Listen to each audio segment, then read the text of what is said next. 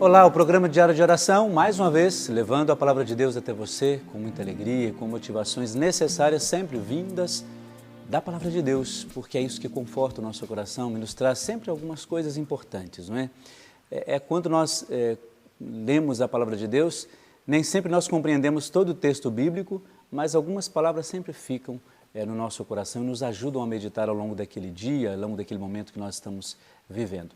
E é esta a proposta do Diário de Oração, levar justamente até você essas reflexões e motivações diárias. Nós estamos refletindo sobre São Paulo apóstolo e seus escritos e suas cartas.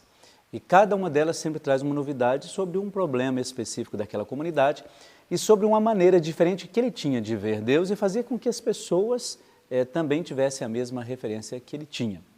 Hoje, um dos trechos já é tirado da carta que ele escreve aos Coríntios, falando assim, que não haja entre vocês dissensões, dificuldades, brigas, não é? Seria isso. Mas que todos tenham o mesmo pensamento e o mesmo parecer sobre determinadas coisas. Claro, dentro daquilo que acontecia na comunidade.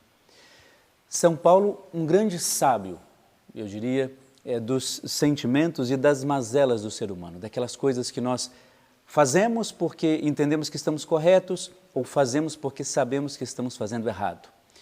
E nós temos esta predisposição, não é? E São Paulo conhecia muito bem isso, sabia disso porque ele havia sido assim. Agora, com a sua mudança, com a sua conversão, é claro que ele passa a ter sempre uma reta intenção nas suas atividades, nas suas atitudes, no seu trabalho, no seu ministério.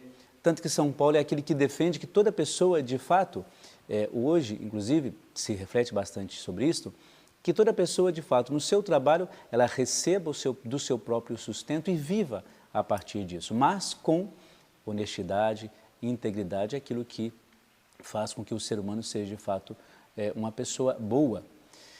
E São Paulo busca isso a partir das suas reflexões. E hoje não poderia ser diferente quando ele escreve aos Coríntios, dizendo assim, olha, vocês não podem reproduzir dentro da comunidade aquilo que vocês veem fora.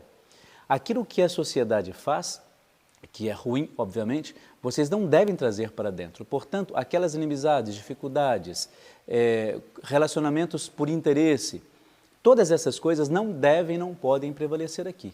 Por isso, ele diz que não haja entre vocês brigas, dificuldades, ideias diferentes sobre estes tratados de Deus, mas que todos vocês tenham o mesmo parecer. Não no sentido de uniformizar ou formatar, melhor dizendo, que todas as pessoas têm que pensar igual. Não é isso que São Paulo diz, mas ele diz assim, que haja a mesma preocupação sobre os problemas e que tenha uma preocupação como se fosse a preocupação de Deus. Isso porque para ele é muito importante que as comunidades fossem maduras no que se tratava da fé, no que era referente à fé. Porque a fé justamente trazia essas referências para as pessoas. Olha, é muito importante que nós sejamos aqui o exemplo daquilo que o próprio Cristo quis que fôssemos. Aqui nós devemos buscar aquilo que o próprio Paulo, nosso fundador, o grande apóstolo, o grande missionário, fez e apresenta como referência de vida. Então a comunidade ou as comunidades deveriam buscar isso como referência. Foi isso que ele disse aos Coríntios. É porque ali reinava de fato muita discórdia. Principalmente quando a distância de Paulo fazia com que os próprios líderes se reorganizassem. Agora, sabe uma coisa muito importante? Quando a gente vai ler no livro dos Atos dos Apóstolos, a gente vê ali nesse livro dos Atos que no início das primeiras comunidades havia uma preocupação única com o bem-estar de todas as pessoas e todos aqueles que participavam das comunidades também tinham a mesma preocupação. É por isso que no meio delas não existia nenhum tipo de problema relativo a relacionamentos, a falta de perdão e até mesmo a questão monetária, de bens. Ninguém passava fome, por exemplo, nas primeiras comunidades, não é? E São Paulo quer que as comunidades façam prevalecer isto, que elas tenham essa primeira referência e que ali resida apenas aquilo que ele acredita, a partir da conversão e a partir daquilo que ele passa a conhecer e falar sobre Jesus Cristo. Eu acredito que isso precisa também ser uma preocupação minha como padre dentro da minha paróquia, que a gente procure viver isso, mas também que cada um de nós, na comunidade onde nós vivermos, que a gente tenha essa referência também. Quer dizer, quais são essas coisas que acabam nos ajudando, nos motivando, nos dando uma outra maneira de ver as coisas, de ver as pessoas, Agora, se a gente procura, dentro dessas comunidades, viver de fato aquilo que São Paulo apresenta, obviamente essas comunidades terão uma possibilidade maior de serem mais unidas e entenderem um pouco mais o chamado de Deus em relação a elas. E assim, claro, a gente começa a perceber melhor que São Paulo, na verdade, no fundo, ele simplesmente queria que os relacionamentos fossem baseados nas coisas mais simples, na ternura, na dedicação do outro, na preocupação com o outro, e que a outra pessoa fosse de fato essa referência, como Cristo fez com que os outros fossem, e que as comunidades vivessem isto, apenas isto. É claro que onde há pessoas, de fato, algumas coisas acontecem e que não deveriam, como a discórdia, a falta de amor e a falta de respeito de uns para com os outros, e São Paulo quer que as suas comunidades não tenham isso.